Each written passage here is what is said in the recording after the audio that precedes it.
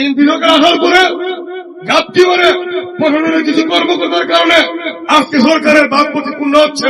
ঠান্ডা মাথায় এই এলাকায় মানুষের কাছ থেকে বিভিন্ন ভাবে টাকা পয়সা রোজগার করছে।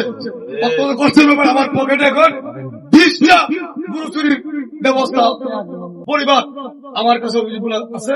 এগুলো নিউরো সবকে আমি বলছি, ওসিরাকে বলছি, মাসিক মিটিং এ আলাউদ্দিন আলমনি নাম ধরে মাদক কারবারিদের কথা বলা হয়েছে 3 মাস আগে এমপি সাহেবের প্রতিনিধি হিসাবে আমরা বলেছি।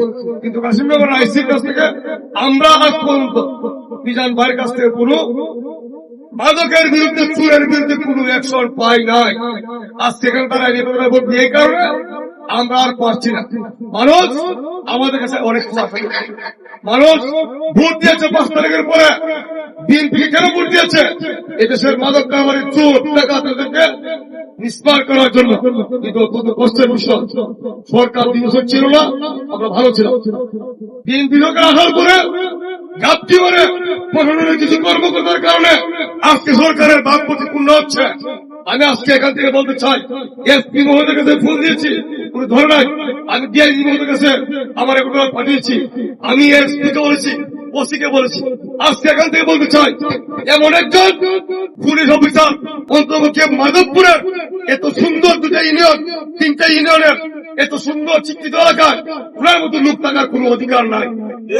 আমি মনে করি এখানে একজন চৌকুশ অফিসার, দক্ষ অফিসার দিয়ে মাধবপুরের সবচেয়ে শিক্ষিত জনপদ, ছোট্ট এলাকা ধর্মঘট চৌমনি ঘোড়াকে আগলে রাখবেন এমন একজন অফিসার এসপি মহোদয়, ডিআইজি মহোদয় এখানে দিবেন। আজকের সভা থেকে আমি কামনা করছি।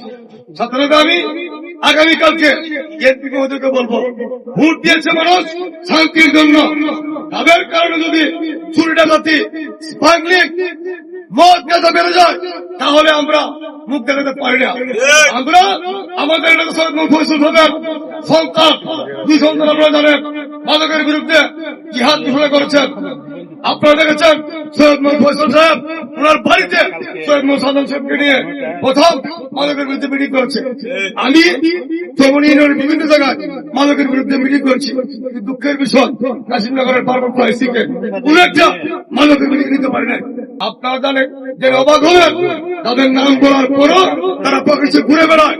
আজকে শুনেছি, আমি তথ্য নিয়েছি সে প্রত্যেকের কাছ থেকে নাকি মাসিক মাছওয়ারা নেয়।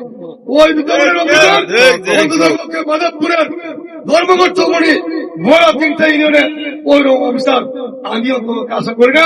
আমি কালকে বলবো তাকে যেন এখান থেকে উদ্যোগ করে মাধবপুরের জন্য ভালো একজন অফিসার কাশিমনগর দেয় এবং মাধবপুরের 3টা ইউনিয়নকে যেন মাদক মুক্ত করতে পারে।